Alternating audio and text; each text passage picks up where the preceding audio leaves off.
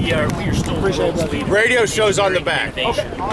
General, that's us. Radio show's on the back. Sean, I don't think you have our new card. Oh, you got a new one? The new radio station is on the back. That's his card, that's mine. I volunteered as a government service officer at AVET, in satellite media. Okay. And I was a manager for 22 years in the county government service. Okay. So you've been here a little while. Yeah, I've been doing this a while. Sarge, when we get ready, Y'all obviously like it. see what Yeah. gets up. I like helping my fellow veterans get the benefits they earn. And we are down now to 0.6% of the folks in the country served. Welcome back to American Warrior Radio on AM 1060 WMEL. And we're going to start this segment off with Jaron doing a great interview with General Monteith. Well, it's a joint effort, Glenn. Now, come on. Honestly, we're glad you're joining us with American Warrior Radio today. We've got a lot more to come at you, so listen up and tell all your friends to dial us up if they're out tooling around, even on their way to the air show. AM 1060, okay? 50,000 watts of power, people. You can't miss us. We're online at am1060wmel.com. Worldwide. We've got listeners from Afghanistan to Korea. So tell everybody right now to listen up. We do record and upload via video all of the episodes of American Warrior Radio. So if you're listening and you missed the first segment, honestly, you want to go back and listen to Lieutenant Colonel Dick Cole, because that's an amazing man right there, 100 years old. Don't miss it. Go to our AVETproject.org website. You'll get links to the social media pages as well as American Warrior Radio's Facebook page. So you don't want to miss that. Glenn, you mentioned that we have a very special guest here on the set. We're here live remote at the 39th Tico Warbird Airshow. Folks, come on out, come over to the booth. We're going to be here for another half hour or so, and then we've got some other things to do. But it is a beautiful day. There's so many static displays. There's cars, there's live fire, and obviously the airplanes, as Ron Davis said, they're going to get flying here in about an hour and a half. But right now, in our booth is none other than the 45th Space Wing Commander. This is Brigadier General Wayne Monteith. Hi, sir. Thanks for joining us. Aaron, it's great to be here, and thanks for everything that you do for our American veterans. Well, of course, and active duty. We're out there on the base helping you and your guys and gals as much as we can. Give our audience a little background on yourself, sir. Well, I grew up in an Air Force family, born in England, raised in Hawaii, and I had the very good fortune of going to college in New Mexico, where I met my bride 34 years ago. 34 years. Kim and I are 23. Yeah, that's our executive producer there. I'm 47. Congratulations. Okay, so who's counting? That's right. That's pretty impressive. And you mentioned Hawaii. Yeah, my dad was in the Air Force, like I said. He got out there when I was 9 years old. He had a job that he was allowed to stay there. So I went from 9 years old right up until the point I left for college, and a great place to grow up. Reminds me a lot of right here on the Space Coast. Yeah, weather-wise, we have palm trees too. We got a beautiful ocean. But for those that can't afford Hawaii, we moved to the Space Coast. And the Space Coast, it's called that for a reason. Tell us. It's called that for a reason because we launched our first rocket out of here in 1950. So we've had a tremendous partnership with Brevard County since that time. And between 1950 and now, we have launched over 3,500 rockets into space. That's impressive. Now, this tempo for this year is particularly high tempo. What do we got going on? We're looking right now between 27 and 34 launches for this year. Incredible, because not only do we have our national security launches, but we now have new entrants.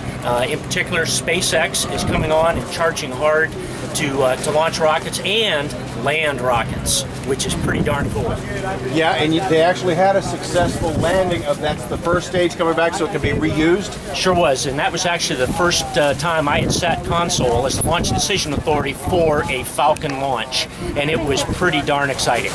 So the Air Force, just because it's a private enterprise, SpaceX, and then there's what are some of the other outfits that are getting in the space game? Blue Origin is getting into the space game. We also support ATK, Lockheed Martin, Boeing under United Launch Alliance, but just an exciting time to be here on the Space Coast. For sure, and the Air Force does support this because they're launching from your base. Absolutely. My number one job responsibility is protecting the public. So public safety is what we do for a living. We provide the infrastructure for them to launch from and all of the support assets to ensure that they're going where they're supposed to go, and if they don't, then we can terminate a flight and protect the public. And aside from your promotion to Brigadier General and assignment to the 45th Space Wing as commander, what was your best assignment prior to that? Well, Glenn, if you won't let me pick Patrick Air Force Base and Central Coast of Florida, I think I'd have to say my very first assignment in Cheyenne, Wyoming as a ICBM combat crew member with the 400th Missile Squadron. Wow, that's great. My first assignment was as a radar station in Montana, 1 mile from the Canadian border, and it never got like the weather at Patrick. No, it's quite a bit different, but what made the assignment so special, 240 young officers and an incredibly important mission providing nuclear deterrence for our nation every single day. Outstanding. So, hey, we had some talking points that we sent to your public affairs officer, Sean Wallach. Hi, Sean. How you doing? Great crew you have working for you, sir. Oh, we have a tremendous crew.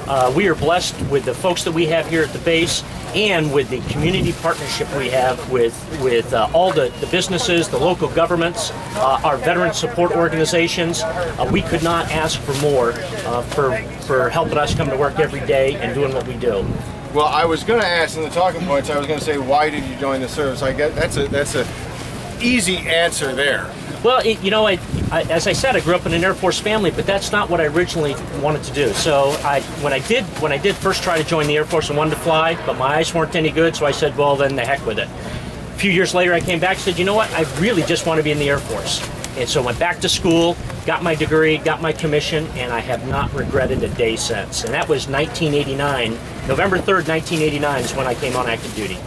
Outstanding. How interesting. That's the year I retired from the Air There we go. There's connections everywhere in this world. Yes, sir. Well, I know you've got a lot to see and do here. Is there anything in particular you're looking at the air show here? I am looking forward to seeing Fifi, the B-29. That is an incredible airplane, and the fact that she still flies, I've got to go over and see her.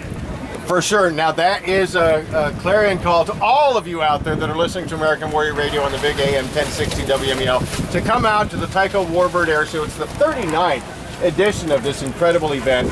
And Fifi, how old is that? What vintage? Fifi was 1940s, and as my understanding is, she is the only airworthy B-29 in the world. Oh, wow. Come see it. You need to come see it. Yeah, for sure. Well, General, I want to thank you so much for everything you do to support our nation, protect our freedoms and our liberty, and obviously for stopping by to American Warrior Radio here at WMEL. Thank you so much, sir. Garen, thank you very much, and I just want to close with the whole battlefield begins with the 45th Space Wing with satellite defense. Outstanding. That's spoken to life by the General, the commander of the 45th Space Wing, because that's what you do, and you do it every day, and you do it very, very well. Straight launches are perfect. Outstanding. Again, sir, thank you so much. Enjoy your time here at the air show. Thanks.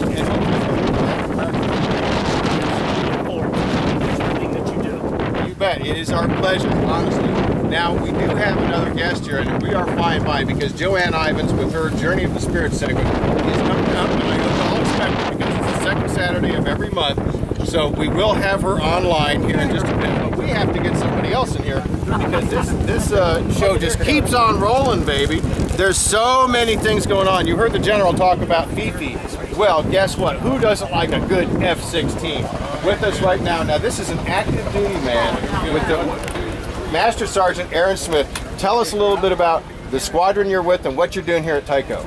Well, you know, I am out here from Shaw Air Force Base. I've been in the Air Force about 17 years. I grew up around St. Louis, Missouri. Go Cardinals.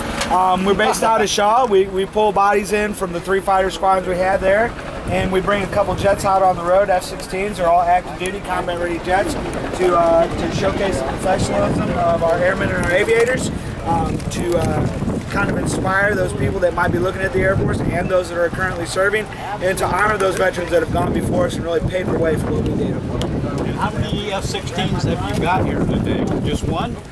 We bring 2 of them out with us when we do this. Anytime he's flying aerobatics, we've got to have a safety officer on the ground to observe, and it gives us a spare in case we run into any issues when we get to launch, because we don't want to slow down the rest of the air show. And that's the plane of the Thunderbirds, if I'm not mistaken. Absolutely. We fly the same plane as the Thunderbirds, whereas they go up and kind of do the formation flights and show you what some pilots can do when they work together. We've got one guy in the air, and he can really show you what the airplane can do. That's absolutely cool. Do you get a chance to fly in the F-16 every now and then? I am probably the only guy on the team that has never had a ride in an F-16. I've been lined up for a few times to do it, and weather gets me or maintenance gets me. Somebody doesn't want me to fly that thing. Okay, Sarge, now you're with the F-16 Viper demo team, and on your uniform right now it says F-16 Demo Team Chief. What does that involve? So I lead the maintenance guys. We've got about 3 or 4 maintenance guys that go on every show with us, make sure everybody's where they need to be, getting the maintenance done.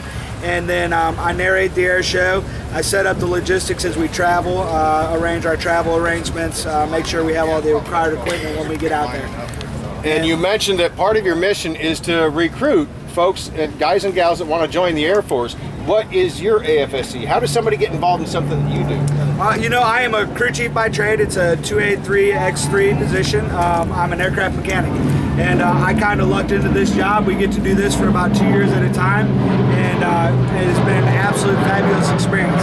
We work really close with the local recruiters. We got Staff Sergeant Herrera out here at the show today. We've actually got an enlistment ceremony happening at Show Center right now, getting some guys that have been in the delayed entry program doing an enlistment out in Show Center in front of the crowd. It's a great opportunity for them and their families. So cool. I was in that Air Force recruiting for 8 years, and I loved every day of it. Absolutely. So these are Deppers that are coming out here to the air show. I mean, talk about a venue to take and swear the oath, right? Oh, absolutely. It's, a real unique opportunity that we get to offer. And the Air Force lets us do this so we can help those recruiters out. We can bring a little bit of notoriety, if you will, to it and kind of showcase what they do. Now, you mentioned that you're based out of Shaw Air Force Base. How many days a year does you and your demo team travel? We will do 21 shows this year, including our home show at Shaw, so it'll be between March and November, about 135, 140 days on the road.